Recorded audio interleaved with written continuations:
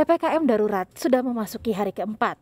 Tapi ternyata di hari kerja pertama Senin kemarin, kemacetan gila-gilaan terjadi di banyak titik penyekatan masuk DKI Jakarta, batas kota ataupun jalur utama.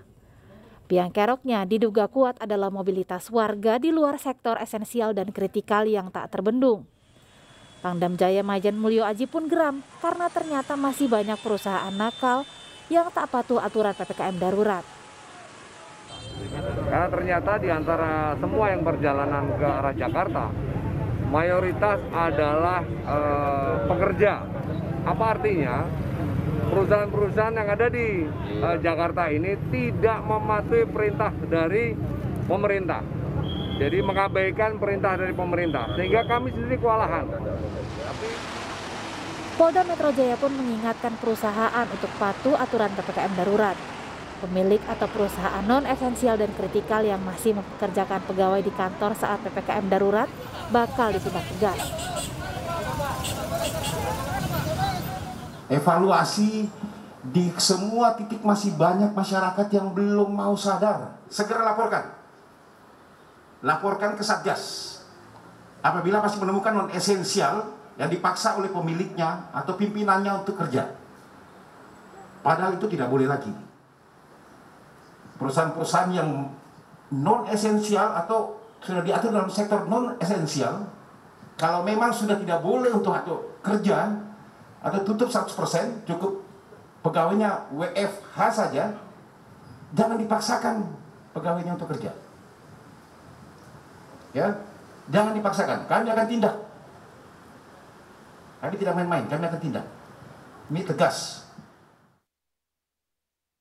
Gubernur DKI Jakarta Anies Baswedan pun meminta karyawan perusahaan sektor non-esensial dan kritikal yang masih dipaksa masuk kantor untuk melapor melalui aplikasi Jakarta Kini atau Jaki. Apabila Anda bekerja di sebuah perusahaan yang non-esensial, non-kritikal, dan tetap harus masuk, silahkan melaporkan menggunakan aplikasi Jaki, maka Pemprov DKI Jakarta bersama dengan Polda Metro Jaya akan melakukan penindakan. Kita akan melakukan penindakan tegas kepada perusahaan, institusi yang tidak melaksanakan kebijakan PPKM PPKM darurat. Menko Maritim dan Investasi sekaligus Koordinator PPKM Darurat Luhut Binsar Panjaitan pun meminta Menteri Tenaga Kerja agar menjamin perusahaan sektor non-esensial dan kritikal untuk memastikan nasib karyawannya agar tidak diberhentikan.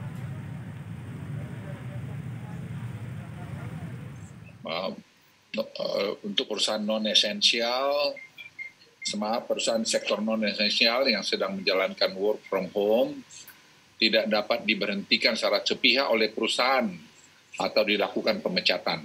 Itu kemarin juga saya ada bicara dengan Kapolri dan juga Pak Gubernur kita. Jadi keadaan ini sudah parah dan kita harus bekerja sama. Dan hari ini, seperti saya sudah beritahu bahwa ini akan terus makin naik dalam 10 hari, 12 hari ke depan. Hari ini sudah 29.000. Walaupun tingkat kesembuhan lebih dari 13.000. Tidak ada yang boleh main-main mengenai. Kita harus kompak mengenai ini. Dan saya jangan minta sekali lagi, jangan ada berita-berita mempojokkan kiri kanan. Kita harus kompak menghadapi masalah ini, karena masalah ini betul-betul masalah dunia.